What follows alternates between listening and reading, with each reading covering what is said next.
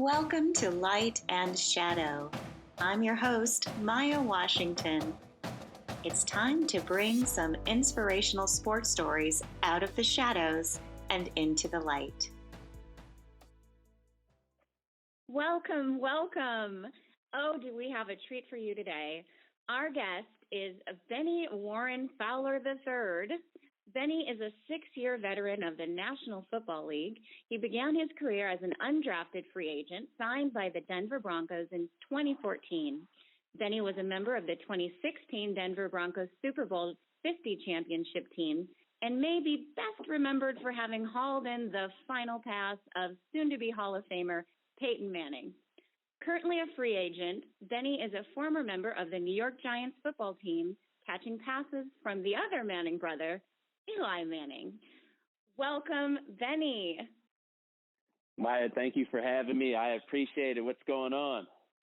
I am just so excited that you're here. I'm really excited about all the cool things you have going on. And I know that the journey is important to you because you have a mantra, some words that you live by. The prize is in the journey. So tell me about the prize is in the journey, what that means for you, and where did that come from? Yeah, the prize is in the journey means a lot to me, and it's something that I wear on my wrist every single day, and it's green and white. And it just reminds me of my late friend, Michael Sadler, who I played at Michigan State with for 4 years, and he passed away 4 years ago, and he was just an incredible person, an incredible player, and a good friend of mine. And when he passed away, his mom came up with that saying for his foundation, the Michael Sadler Foundation, and it's something that will always stick with me. I'm a board member for his foundation, so that's something that is always going to stick with me, and it relates to life too. You know, the prize in the journey. When we won the Super Bowl in Denver, yes, it was an incredible feeling, an incredible moment that we were at the top and we got that trophy. But the real prize was in everything that we went through that season and the ups and downs and handling that adversity and setting those goals and reaching those goals. So that's where the real prize was, is, you know, that journey that we went on. That is so beautiful and so worthy. A gift from Karen and all of us to absolutely remember that the true prize is in our effort to get to the destination, to appreciate the experience as much as where we end up. So I think you are just full of knowledge and information, and I knew that before, but now that you have a new book out, I am a bit, let me just be honest, taken aback. I've always known you were smart and, but until I, read your new book, which is called Silver Spoon, The Imperfect Guide to Success, I have to say I didn't get to know much about you while you're at Michigan State. Every time I saw you, you had like some headphones on and were just like in a zone. And whether the headphones were on your ears or like around your neck. And so you were just a person of few words, I would say, but always super kind, always just like a perfect gentleman. And it's so exciting to get to hear and experience some of that wisdom that was quietly swirling around. So one thing that I think is pretty cool that not very many people have the experience of being the third. Your formal name is Bennie Warren Fowler III. So clearly you're filling some serious shoes by the time anyone gets to the point where they are officially a third. So can you tell us about the first two Bennies and what it means to carry that name? Yeah, sure. I don't really know much about my grandfather.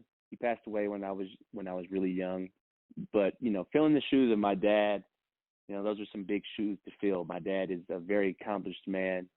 vice president of Ford Motor Company, or former vice president of Ford Motor Company for the last 10 plus years. He just retired in 2018, but just a great example of a gentleman and a man and a father and a husband, and somebody who I want to model myself after, and just the way he goes about himself and the way he goes about his business. He's very disciplined, very loving, has a big heart, and those are the things that I've taken from him and learned from him. He's just a great mentor and just a great dad. So, being the third it means a lot to me. And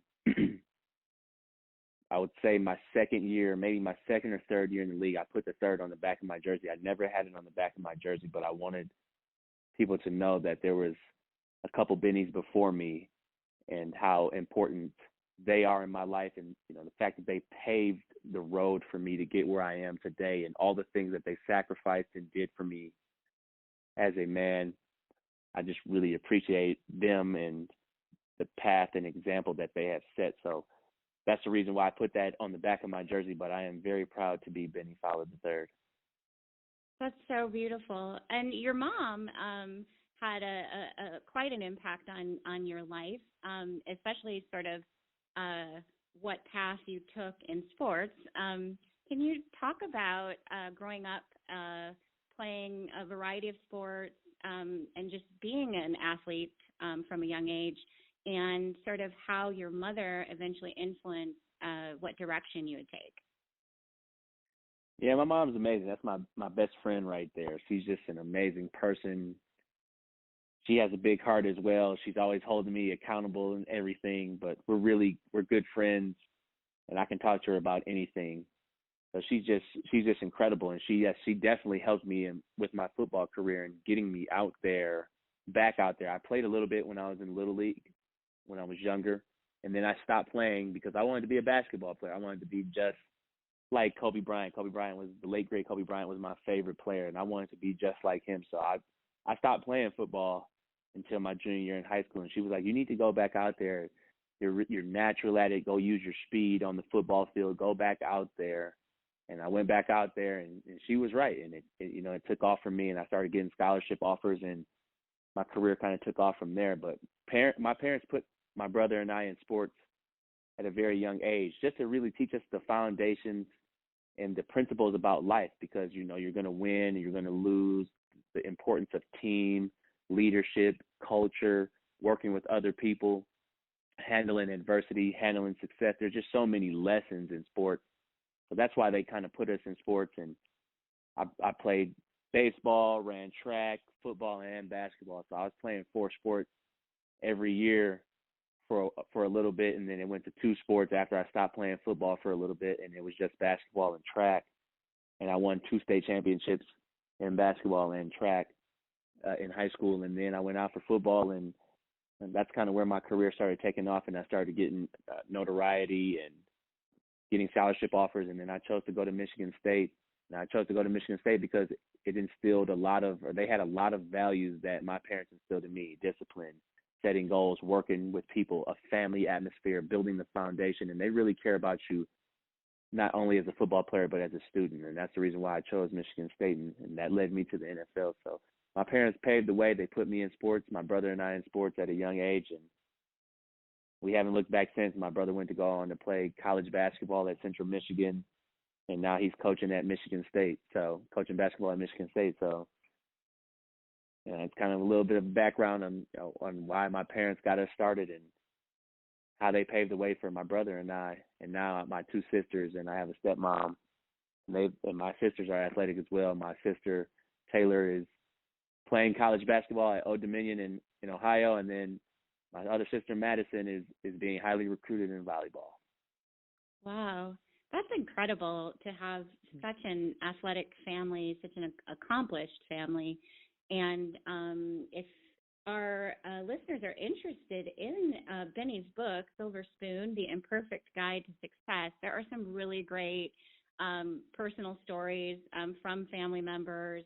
And I just have to say, Bennie, it was really cool to not just get to kind of know you a bit more through the book, but to hear from some of your family members and other important people in your life who you sort of gave some page time to in the book. Yeah. So you got to Michigan State, which is sort of where our paths crossed, because our listeners know my dad is a Michigan State alum. And one thing that I think definitely impressed me and continues to impress me about your focus as a student athlete is that you actually have your degree in economics from Michigan State.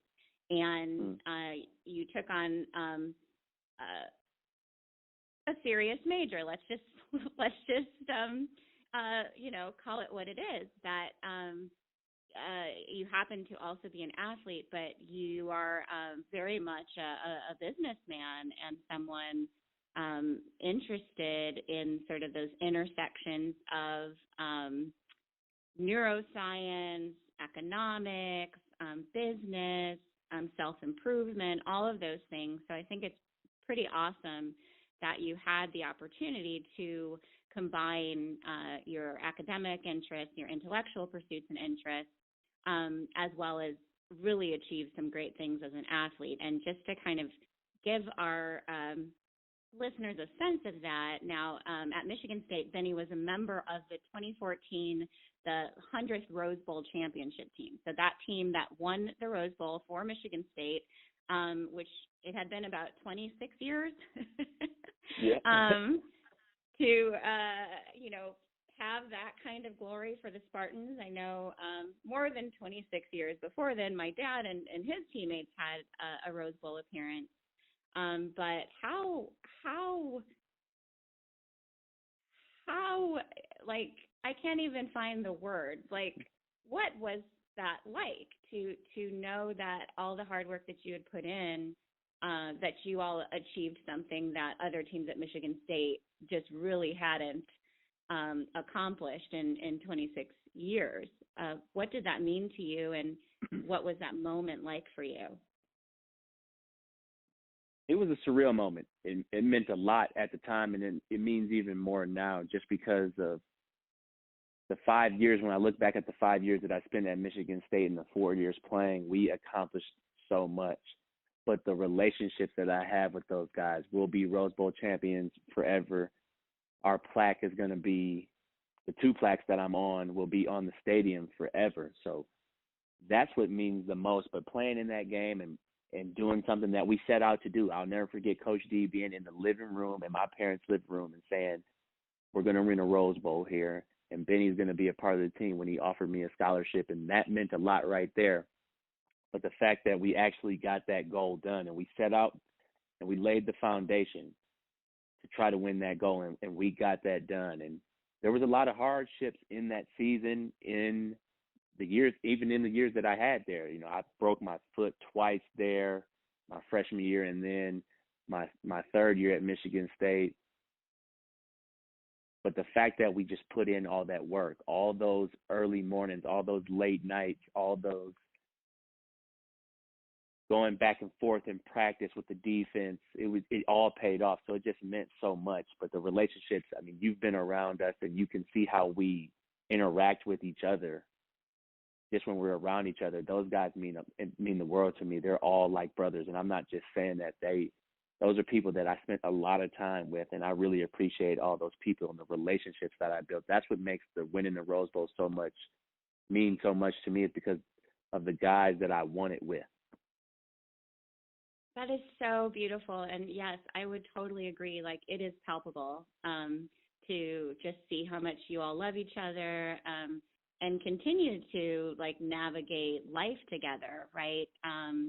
And I think what is kind of cool that some people may not know is some of your childhood high school friends, went on to have great high school careers and college careers, and that you all have been able to have those amazing experiences throughout a significant amount of time. And it's relatable to me because I definitely see that parallel with my dad and his teammates like Bubba Smith and Clinton Jones. And so can you talk about some of the ways that you and some pretty amazing athletes just happened to cross paths before Michigan State, at Michigan State, and now as you are navigating professional careers, starting families, and kind of moving into the next chapter of your life. Can you talk about what that experience is and what it's like for those who don't maybe know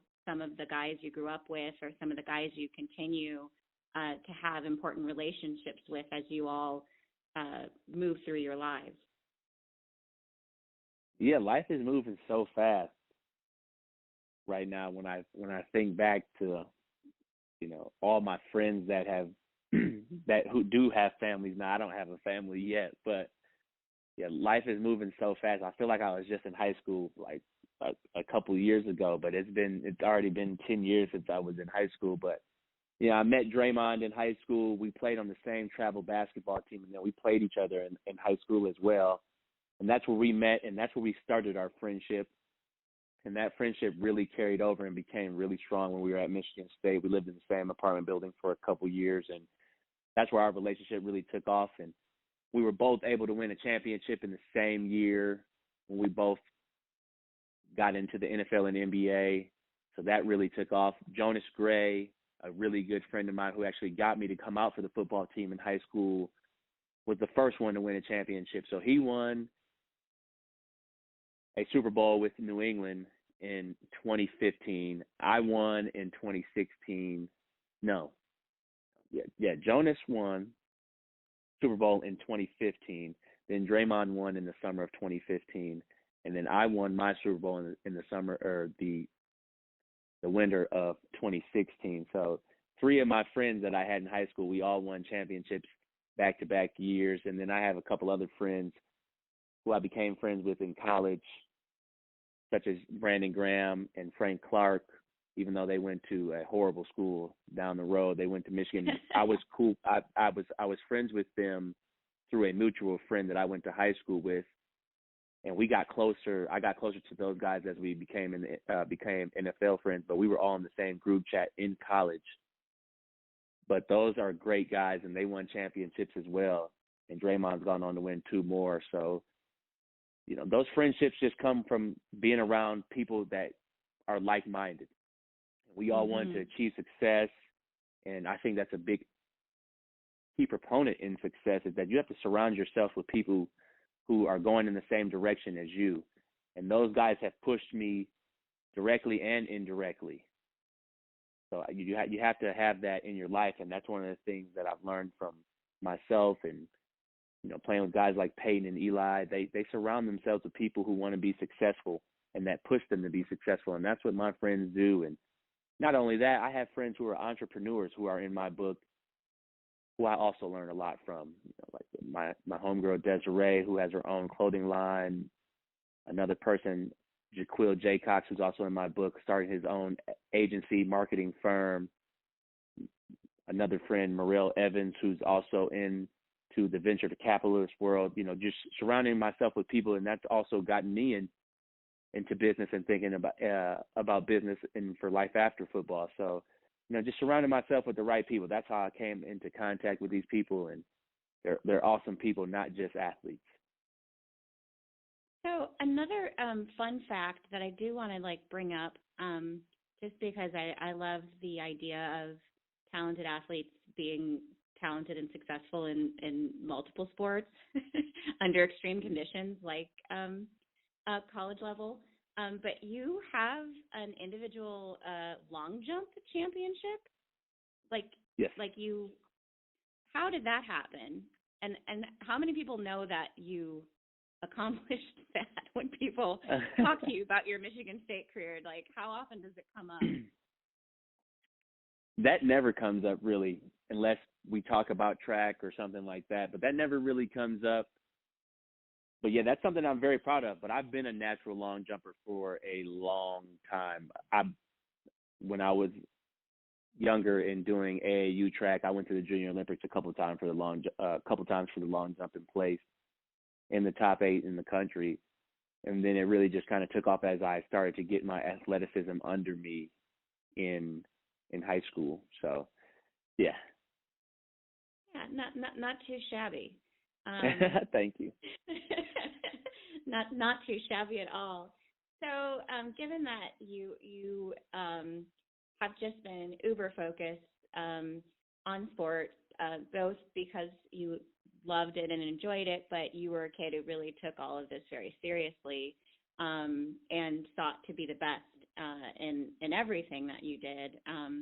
And so, can you take us back to that spring of 2014? You had just come off of that Rose Bowl appearance, and you all were, those of you who were draft eligible and putting your attention in that direction, spent a lot of time and hard work. I have to tell you, Benny, like, I feel like when I saw y'all, like, January 2014, right, by, like, I don't even know, maybe by, I don't know how this happened, but I saw, like, physical transformation in all of, I don't know what y'all were eating, where you were going or what you were doing, but y'all were some beasts by the time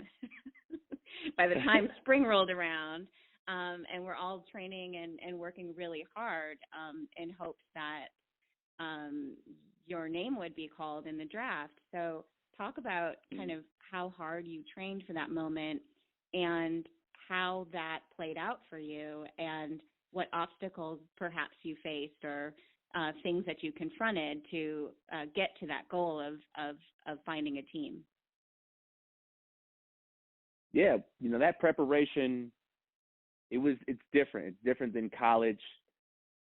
It's your first time like having professional training, like one-on-one training, and it's very unique and it's very specific to your body, and it puts you on a meal plan. So they get you all chiseled up and everything for the combine, and then it comes time for the draft. I didn't get drafted, so that was like the first hurdle in the NFL. But I had some good people in my corner, and the Detroit Lions actually offered me the most money, but I chose to go to Denver, Colorado, and play for the Broncos because I told myself if I can go play with Peyton Manning, I can play anywhere in the NFL. Peyton has to be able to trust you if you're going to be on the field with him. So that's the first kind of chance I took on in just betting on myself and going after it. And that really stretched myself. That really stretched me as a person, mentally and physically, just leaving the state of Michigan and going on my own and being on my own. And that's what helped me grow as a person, but just being around those great people. And that's what goes back to success. Is that I really surrounded myself. That's kind of what I did unconsciously, is that I put myself in a situation where I could learn a lot from a lot of guys and a lot of people who have done it the right way. And that's kind of what I did. And I learned so much. And that's the reason why I'm still in the NFL to this day, is by surrounding myself with those people who have done it the right way. And that's what people have to do when it comes to anything in life, is surround yourself with the right people. So, there was some ups and downs in my career and in the 2014 draft process, but at the same time, that really shaped me. So I wouldn't change it for the world. So can you talk about, because it is such a unique experience that only a very small percentage of the American population can say. It's really, really unique, whether you're drafted, whether you're signed as a free agent, but to get to the point where you are on the payroll with a team and it becomes your job. How, if at all, did you have to pivot your mindset or adapt to maybe what you expected the experience to be, because you already kind of had sort of one moment where the prize is the journey, where how you got to your first team wasn't maybe how you expected to.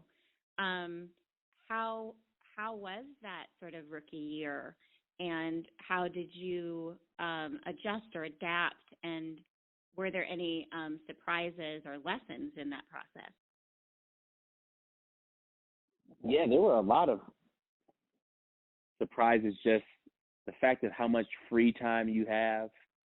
It's just, there is no school anymore, so it's all about football. It's all about football and everything that you're putting into it. So that's a unique situation, and that takes a little bit of time management and understanding that, because you have time management in college with school and football, but when you get into the NFL, it's just your job. And the days are long. The days are different. It's not just, all right, we meet in the morning and then we go to practice and then we go home. No, we meet for 3 to 4 hours before practice. We practice for an hour and a half, 2 hours, and then we meet for a couple hours after practice. So I'm in the football building from 7 to 4. It's just like a normal job for anybody else. Like, we're really preparing and putting in work. Our days are just a little bit different. You know, a Monday is a Monday for everybody else, but on Monday, that's like a reflection day. That's a shorter day for us. Tuesdays off. So like Mondays and Tuesdays are like our weekend, and Wednesday through Sunday is our work week. So that's a little bit different, but it's super unique playing in the NFL. So, I mean, I learned a lot just about time management and preparation, but our practices in the NFL are so crisp, and it's to the point, and it's detailed, and it's about getting things done and being efficient with that. And then you learn the business part of it. You know, they bring people in every week to work out, to come and take your job. So you have to be on your P's and Q's. It's not like a normal job where if you come late, the boss says, hey, don't do that anymore. Or they don't even pay attention. If you come late in the NFL, I mean, you could possibly get maxed fine for $20,000 for being 30 seconds late, a minute late. So the attention to detail it's very different in the NFL. It's very unique, but that's what makes the NFL the NFL. It's awesome. It's the 1%, like you said. So, you know, I just learned a lot of lessons. I learned a lot from a lot of people, and just how to treat people and how to just work in the business aspect. And it's just a different world. This is like the real world now. So, you know, just learned a lot, and things that I'll carry over forever. I thank you so much for sort of giving us a sense of what the days are like, because I think for a lot of fans of the NFL who haven't played, you know, we see y'all on the weekend, you know, and you run out the tunnel, and it's entertainment, and, you know, all kinds of people have all kinds of opinions and analyze everything that you do. And, you know, in that little fraction of time that we actually get to see players on the field. And I think it's very easy for people to forget how much preparation, not just on a weekly basis, but a lifetime that's spent preparing for that moment. They also forget that we're humans. Thank you. So tell me, if you wanted fans to know anything about being a human being, what would be helpful for you feel if fans knew, especially at a time when we see how people could, you know, talk all kind of trash about people and their favorite players and their favorite teams, and now we kind of see a pastime that we all love in a precarious situation with this COVID-19, and a lot of people will be missing sports potentially. We already are, but coming into the fall, if we were to think about a mindset that would be helpful for fans around your humanity, what are your thoughts about that, or reflections that would be helpful for fans to know? You know, the only thing I can really say is that we are humans, but at the same time, I don't know what it's like from their perspective. You know, they play fantasy football, they bet on games, so you know, they want their certain outcome because they have money involved, but they don't understand that, you know, saying things to people like that, or just commenting on people's Instagrams like that's not going to help you or the other person. So why even do it? I think we just need to understand, especially in a time like this, that we have to just spread more love and more positivity. Look at all the things that are going wrong in the world. Why would you even comment on something negative on somebody's picture like that, as if they don't have the same feelings? Like, what if people were just constantly always attacking you about your job and what you do, or how you just go about your business or your opinion? So I think people should be careful with that, but at the same time, to each his own. I don't understand it. I never will, but I'm on a different side of the fence. So I don't really know. Got you. Well, thank you. I think that's an important message, right? that we all can be mindful that everyone is just doing their best to live their life as best they can. And I think especially for fans and players, if you have a game that you love, spread the love, right? Be on a vibration of love and support. And so as we kind of wrap things up, I do want to remind folks, if you want to hear some more of Bennie's wisdom, I would definitely recommend checking out Silver Spoon, The Imperfect Guide to Success. It's available on Amazon, and there's also a Kindle edition. I luckily have a paperback version that was kindly signed by Bennie. Thank you. You're welcome. You're welcome. Really, really appreciate it. My dad likes his copy too, so thank you for making that possible for us. And so as we close out and we think about these times that we're in and this time we're spending at home or as close to home as we possibly can, are there any things that you have been doing or thinking about or have sort of incorporated into your day-to-day life that you think you will continue beyond the COVID-19 crisis?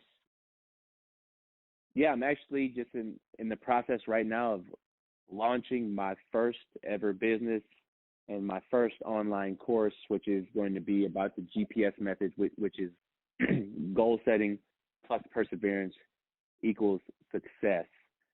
And the reason why, I call it the GPS method is because when you put that destination in on maps, Google Maps, Waze, whatever it may be, it puts that little red dot on your map and it shows you where you're going. It gives you those turn-by-turn directions.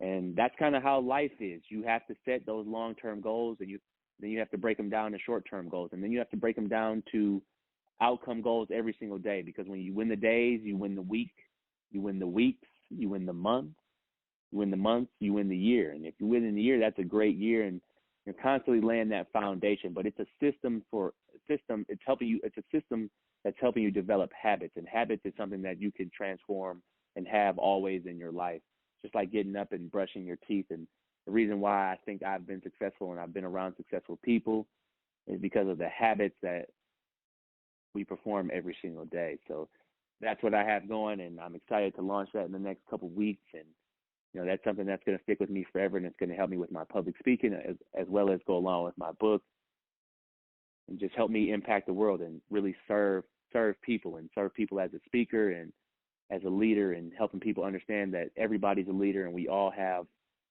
leadership capabilities and qualities within us, and that we should all spread them. Well, thank you so much. I definitely think you are living up to the formal name Bennie Warren Fowler III. So thank you so much for your hard work throughout your life and your passion for helping others, and also for this awesome book. So thank you so much for your time, Bennie. Hey, thank you, Maya. I appreciate you having me. Thank you so much.